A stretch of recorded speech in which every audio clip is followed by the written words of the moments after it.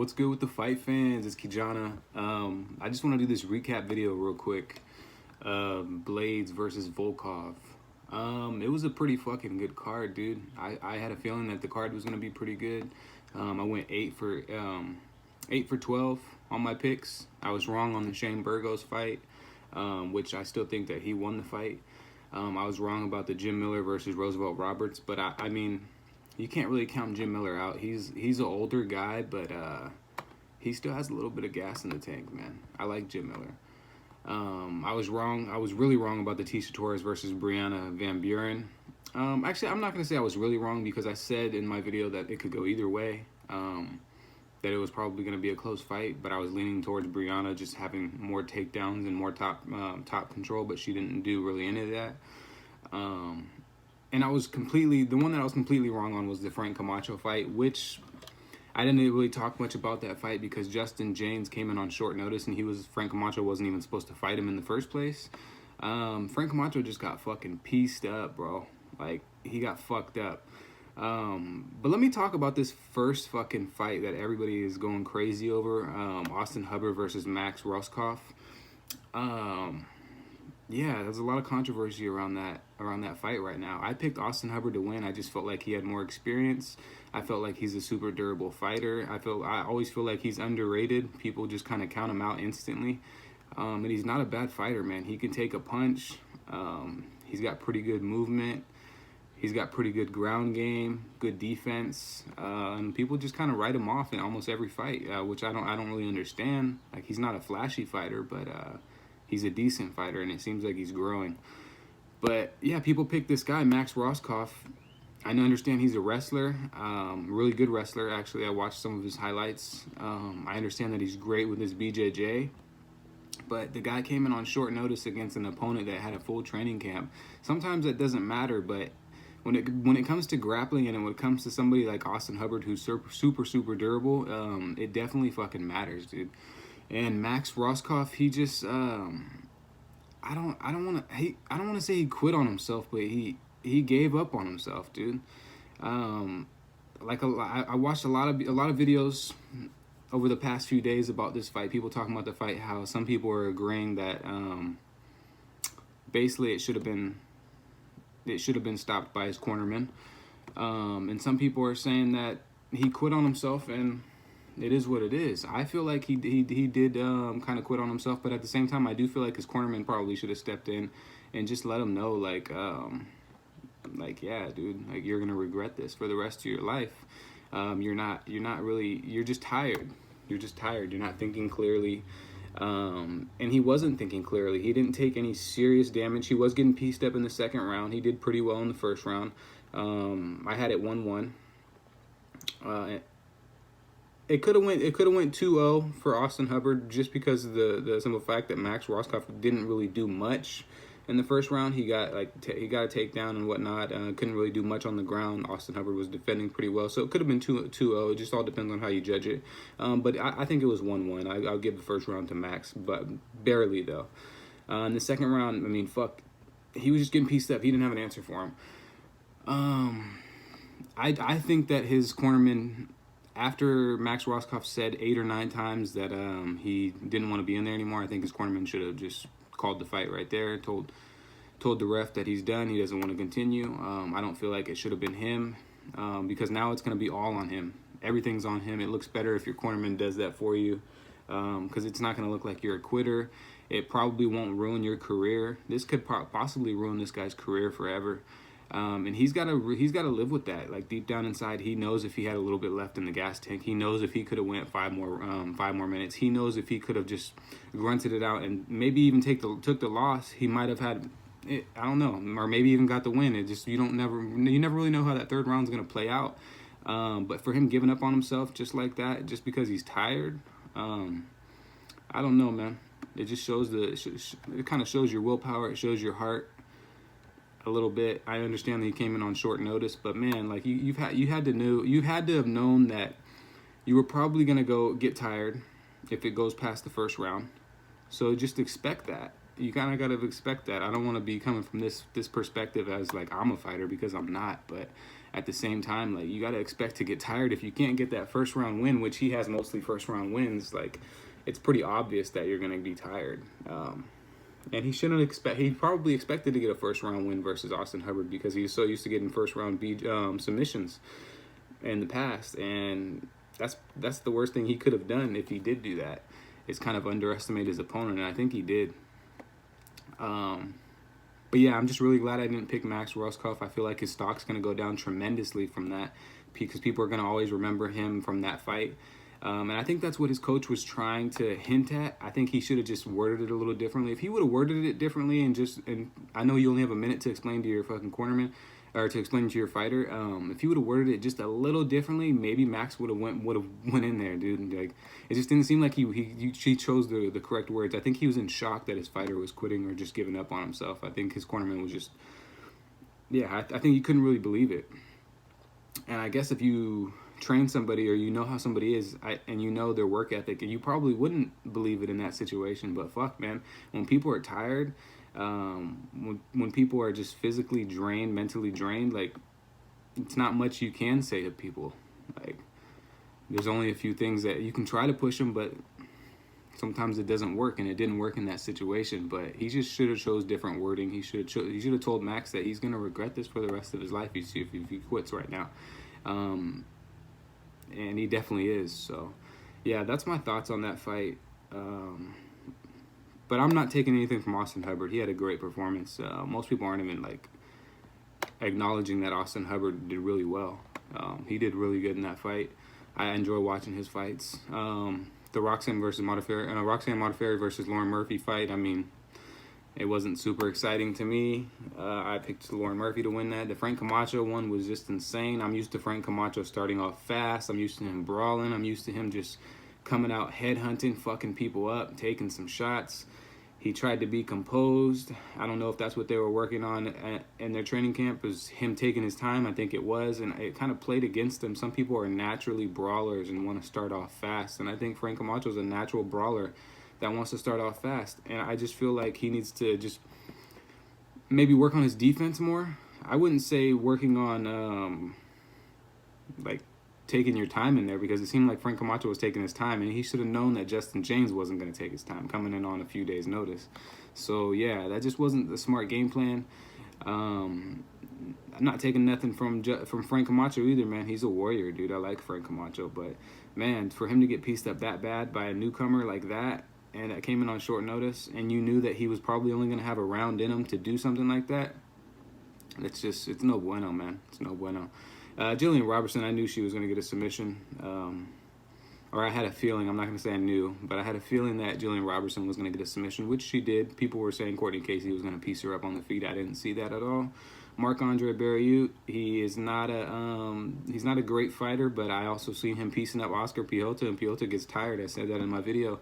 He always gasses out, and he doesn't have the best striking defense. He just doesn't. He just doesn't. I don't really like Oscar Piota's style. I knew Marc-Andre doesn't get tired. I knew that he was coming in 0-3, all decision losses, and he was going to be hungry. So, I mean, that was a great underdog pick. I feel like that one and Justin James were probably the best underdog picks of this whole card. And Tecia Torres was a great underdog pick too. Not fantasy points wise, but she was just a good underdog pick. If you would have did a parlay with just those three, you would have came up some good cash. Brianna Van Buren, just, I don't know. She kind of was a sore loser at the end of it too. I didn't really like that. Like, Tecia Torres tried to go up to her and talk to her for a little bit or whatever, and probably let her know, oh, you'll be back stronger, you're still new, this and that. And Brianna Van Buren just kind of walked away. Like, damn, okay, bitch. Like, you're just gonna walk away? Like, I understand you're mad, but damn, don't be a sore fucking loser, dude. That's some bullshit. That's some whack ass shit.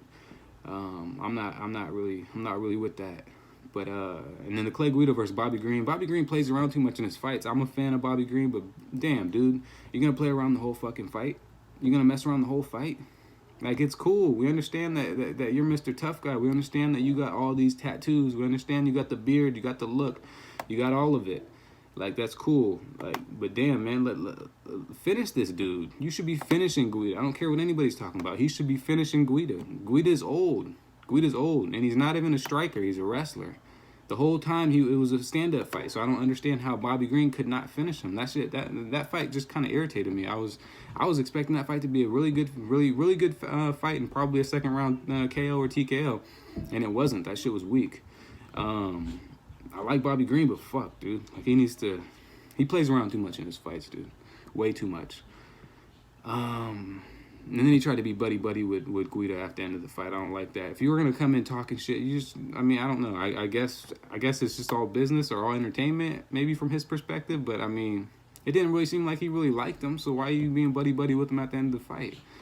Tell him he had a good fight, and that's it. You don't need to be buddy with him. That shit was weak.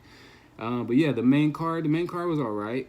Bilal Muhammad versus Lyman Good. Lyman Good was a good underdog pick. I feel like Lyman Good actually. It was a close fight, man. I'm not gonna say Bilal should have lost, but I mean, the fight was really close. Lyman Good definitely could have edged him and got the win as well.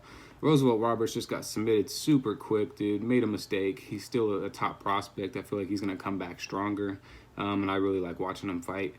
But yeah, Jim Miller's just a veteran, dude. I should have known that too. In my head, I was thinking, Jim Miller's probably gonna get a fucking submission in this fight. But I'm such a fan of Roosevelt. And like I said in past videos, if you want to make money at this shit, do not pick people because you're fans of them. And I went against my own fucking rule. I picked them, and that's what fucked up my parlays. That and Frank Camacho. Because I thought Frank was going to win. I thought Roosevelt was probably going to get a unanimous decision win, possibly a third round KO, TKO, because Jim Miller does gas out, and Roosevelt really wants to get a KO in the UFC. So I thought that was going to happen. Marion Reneau is just too old. I don't want to talk about that one. Raquel Pennington just fucked her up, basically. But I do want to talk about the Josh Emmett versus Shane Burgos fight, dude. Everybody knew that was going to be fireworks. Everybody knew that was going to be a great fucking fight. And it was, dude. It was. That fight was just... I watched it 2 more times after the fight happened. I watched it 2 more times. So, I mean, that... I had to rewatch it, dude. Yeah. Shane Burgos is a fucking beast. I don't know how he was eating those shots, dude. I think it's because his cardio is so fucking good that, like, he recovers faster when he gets hit or rocked. I feel like that plays a huge factor. I feel like if your cardio is super, just really, really good, which he is, he doesn't even look tired after his fights. Like, he looks like he can go more rounds. This dude's cardio is insane. His chin is there. It's not like he was just... I don't know. It's not like his head was just there to be hit. He was moving around and shit. Some of the shots were just grazing him, but other shots were really, really fucking hitting him. That third round, definitely Josh Emmett beat him. He had 2 knockdowns. But if that would have been 2 more rounds, I think Shane Burgos would have beat him, man. Josh Emmett was starting to gas out. Shane Burgos was getting a little tired, but not really, not noticeable. But yeah, he got rocked twice, dude. And Josh Emmett fucked up his knee in the very first minute of the fight, hyperextended it.